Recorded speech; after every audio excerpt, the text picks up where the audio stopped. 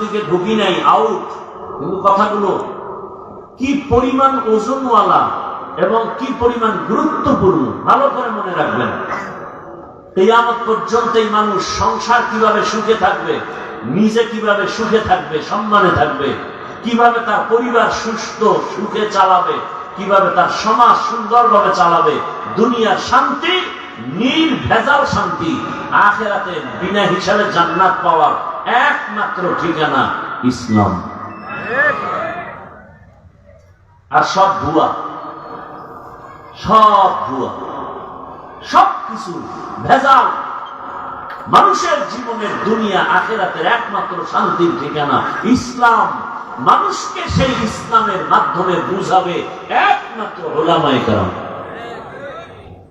এ জাতি আর নবী পাবে না, এই জাতি আর কোনদিন কিয়ামতের আগে আবু বকর পাবে না, ওমর পাবে না। এ জাতি পাবে তাদের স্থানে যারা আছেন ওয়ারাসাতুল আম্বিয়া, উলামায়ে কেরাম। এজন্য দোয়া করলাম উলামায়ে কেরামের ইজ্জত আল্লাহ বাড়িয়ে দেন, আমিন।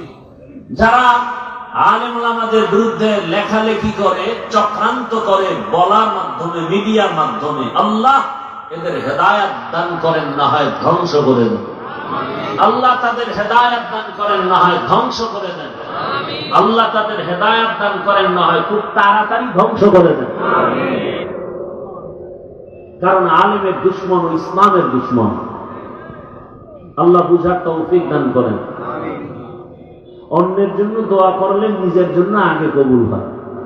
একটা নতুন উসুল বলছি, আমি দোয়া করলাম আল্লাহ পুরা এলাকার মানুষগুলোকে তুমি মাফ করে দাও। আল্লাহ একজন ফেরেশতা পাঠায় দিয়েছেন, এই যাও তো ওই বান্দা কার জন্য দোয়া করলো।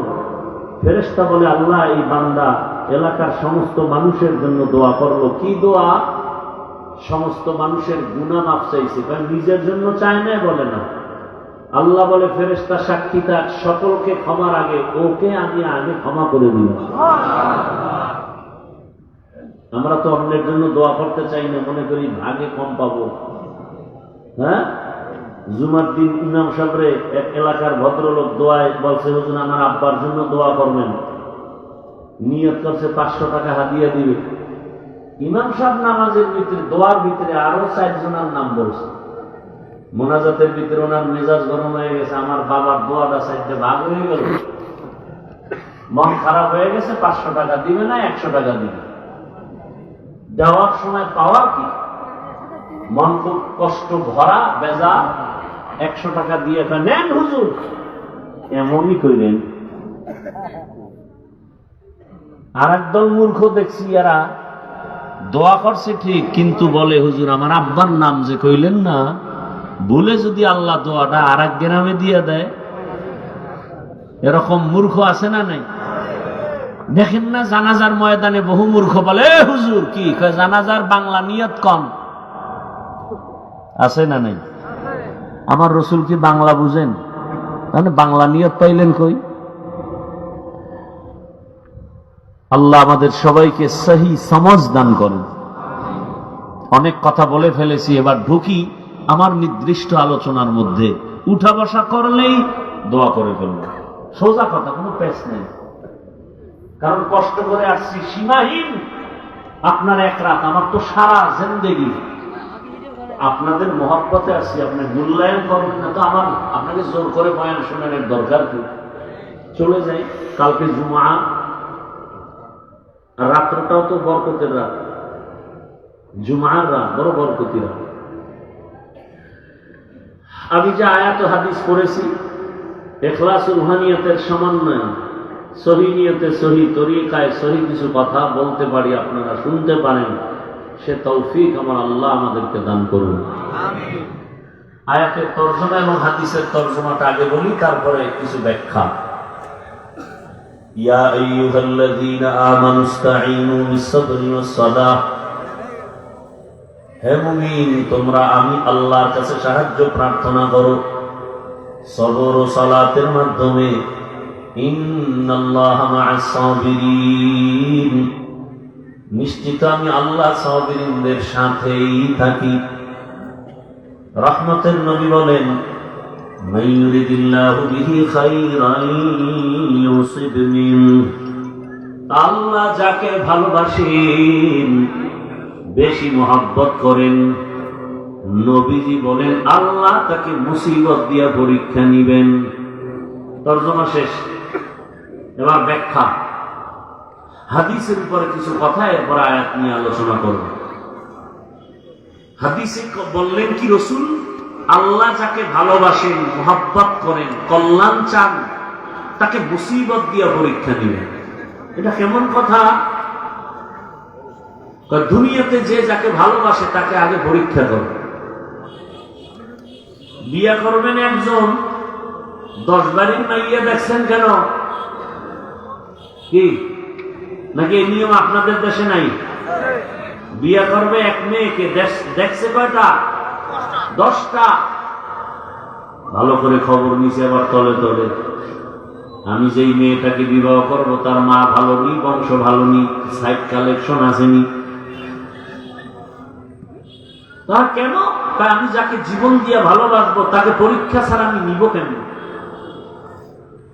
আল্লাহ বলেন আমি জিন সৃষ্টি করেছি আগুনের দ্বারা, নূরের দ্বারা ফেরেশতা বানাইছি, মাটির দ্বারা মানুষ সৃষ্টি করেছি। আমি আল্লাহ মানুষের সর্বশ্রেষ্ঠ মর্যাদা দান করেছি। আমি আল্লাহ পরীক্ষার জন্য জমিনে পাঠাবো। জিনও কিন্তু জমিনে পাঠায় টেস্ট করেছি, ফেরেশতাকেও জমিনে পাঠায় দেখছি সব ঝামেলা করে। আমি জমিনে মানুষ পাঠাবো এবং আমি পরীক্ষা করে যাচাই করে দেখব কারা আমার মহাব্বতের বন্ধনে আবদ্ধ হয়ে কে টিকে, কে আবার ফেল করে। দুনিয়াতেই পরীক্ষার হাল। পরীক্ষা মানি একটা মুসিবত।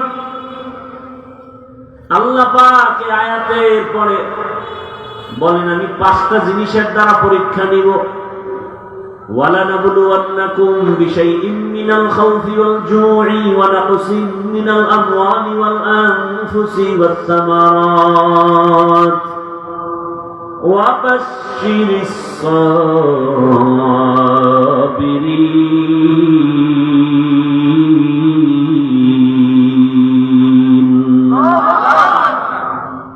আল্লাহ 5টা জিনিসের দ্বারা পরীক্ষা নিয়া যাকে বেশি মহব্বত করবেন তার পরীক্ষা বেশি কঠিন হবে।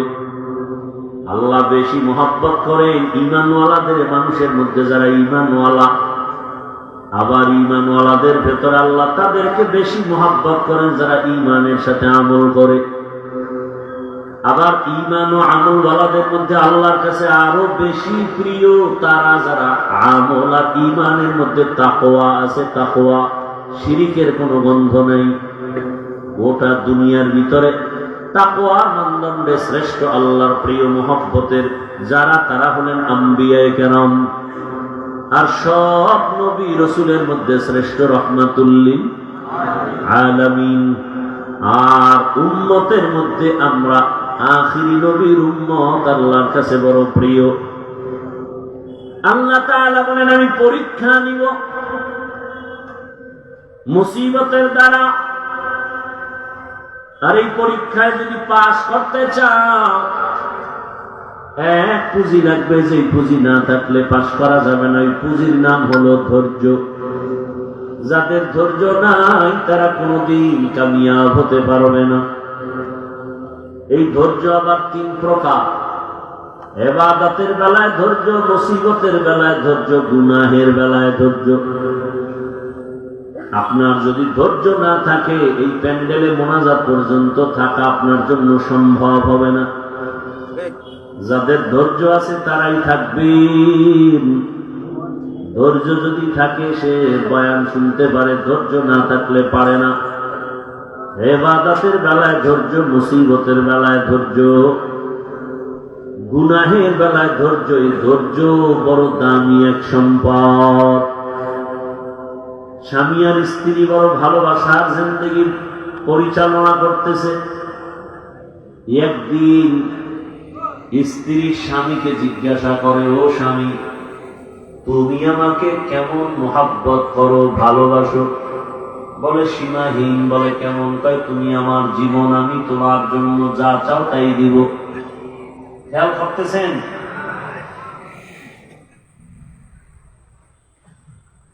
হ্যাঁ,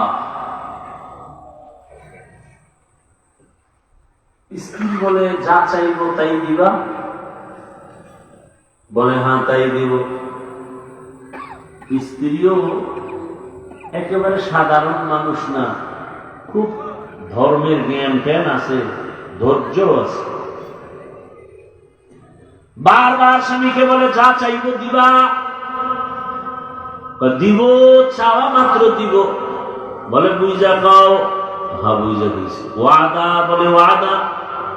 স্ত্রী পরীক্ষামূলক বলে আমাকে 3 তালাক দিয়া দাও।